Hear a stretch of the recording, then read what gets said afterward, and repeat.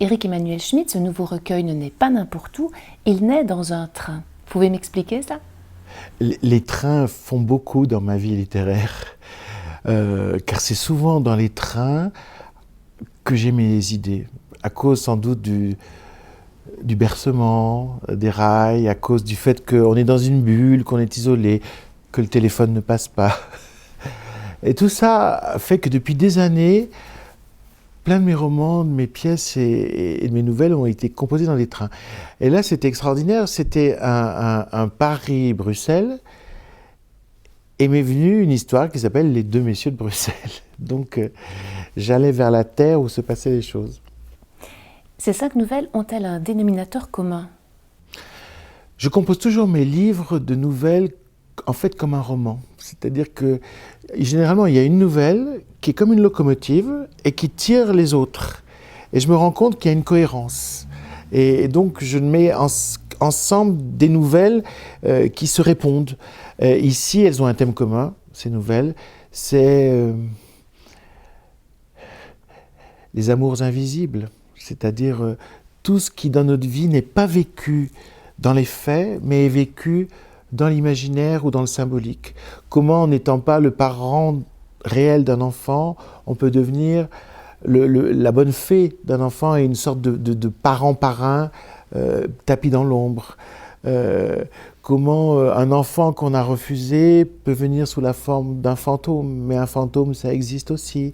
Il y a des histoires, certaines sont gaies, certaines sont tragiques, mais il y a toujours cette présence du monde invisible qui double le monde visible. Et ces 2 messieurs de Bruxelles, qui sont-ils? Les deux messieurs de Bruxelles, Jean et Laurent, se sont mariés en contrebande à la cathédrale Sainte-Gudule. Devant l'autel, il y avait un couple officiel, Eddie et Geneviève, devant leur famille, tout jeune, tout beau, qui s'épousaient. Et puis, au fond de la cathédrale, dans la pénombre, 2 hommes répondaient aux questions du prêtre et 2 hommes se passaient aussi une bague. Et l'histoire, ça va être la vie de ces 2 couples. C'est-à-dire qu'au fond, ce couple caché, illégal, illicite, va toute sa vie s'intéresser à l'autre, au couple normal. Et on va voir la différence entre les 2 couples, et puis on va voir aussi les bonheurs, les malheurs, et surtout, il va y avoir un moment où les 2 messieurs, souffrant que leur amour soit stérile, souffrant de ne pas avoir d'enfants, vont devenir les marraines fées d'un des enfants du couple.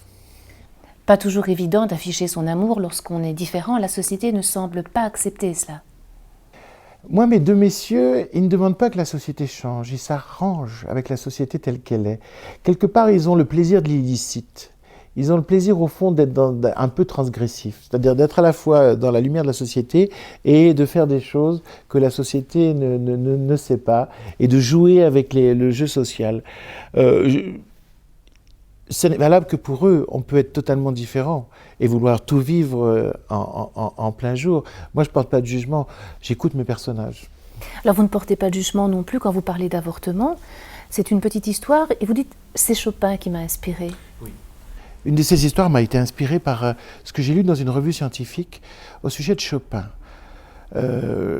Chopin, on dit toujours qu'il est mort de la tuberculose. Or, les scientifiques ont découvert que ce n'était pas la tuberculose, mais sans doute une forme de mucoviscidose, maladie rare qu'on n'identifiait pas à l'époque.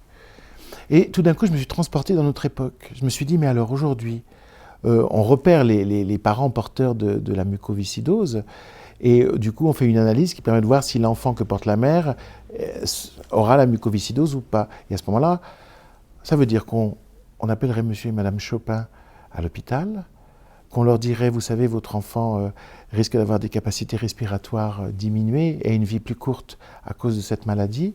Que faites-vous? Et je me dis qu'au fond, monsieur et madame Chopin pourraient légitimement, et ça je ne porte pas de jugement, dire non, on ne se sent pas capable d'accueillir cette vie-là, aussi fragile, d'être ces parents-là. Donc à ce moment-là, on aurait été privé de Chopin.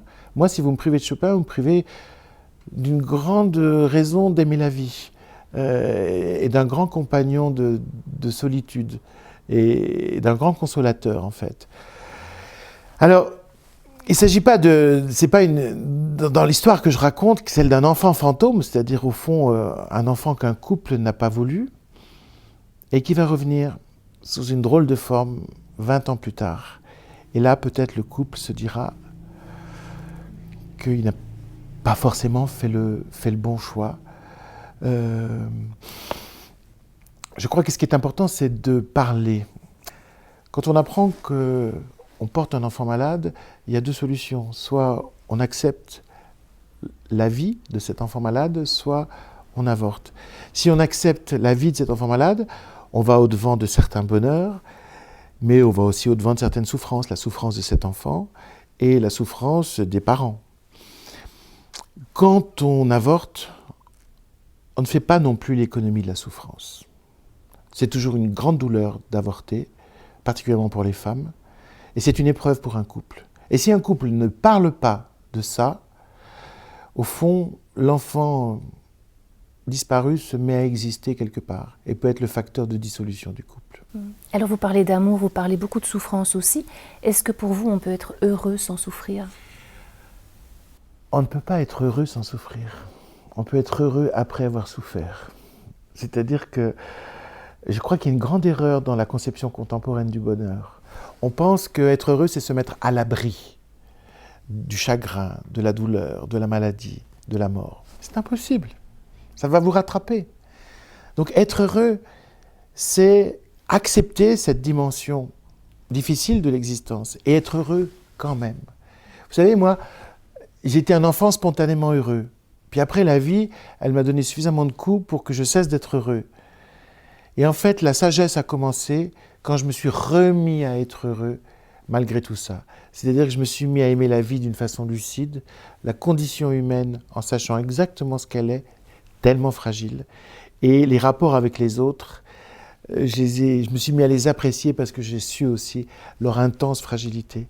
Donc le vrai bonheur, c'est un amour précis, presque chirurgical de la vie telle qu'elle est.